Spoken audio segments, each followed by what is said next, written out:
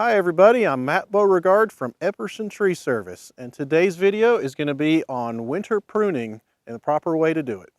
Part of what people may ask is, well, how do I know what's dead and alive? It's the winter time, there's no leaves on the tree.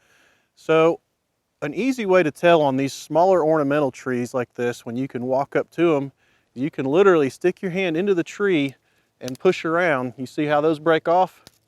With very little touch, those are dead limbs. The green limbs don't break off. So as a homeowner, if you want to check for some dead limbs, it's pretty easy. You can just reach in and just move your hand around, the dead ones will fall off. Now we're moving on to some crossed limbs, which you can see right here we've got a crossed limb, right here we've got a crossed limb, and we've got some minor stuff here, so we're going to address that. You may say, well, what's the big deal about a crossed limb?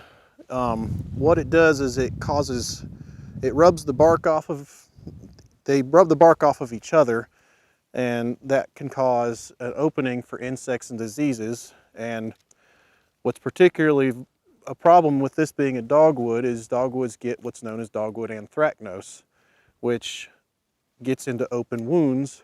And if you have a bunch of crossed limbs blowing in the wind and rubbing, you have open wounds.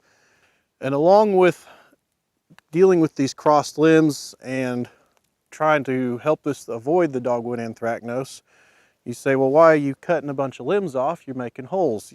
We are, but that's the point of winter pruning.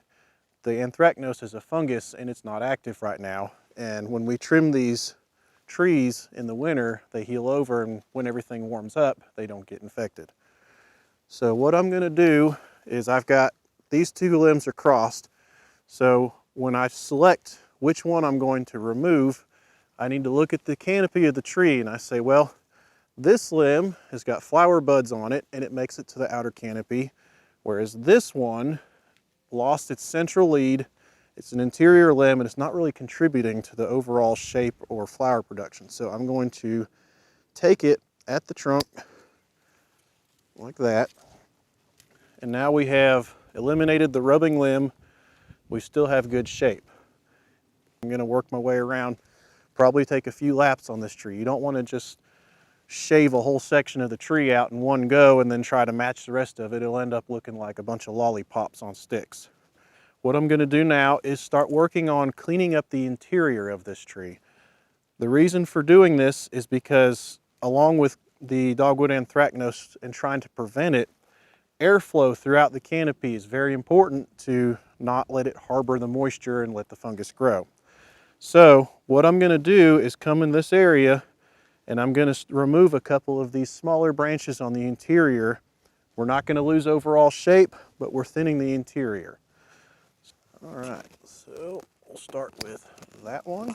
All right, and next I'm moving up here. Not only do we have a little bit of a crossed issue, but this goes with the interior thinning.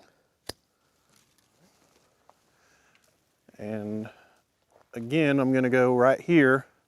We're not losing the shape, but this guy's not contributing to the shape, but it is interfering with the interior thin out. I'm going to go ahead and work on this tree and we'll show you at the end. Well folks, thanks for watching the video today. Now you know how to properly prune your tree, but if you don't want to, you can always contact us at Epperson Tree Service. And if you would like to, you can also hit the subscribe button on YouTube if that's what you're watching it on. And thanks for watching.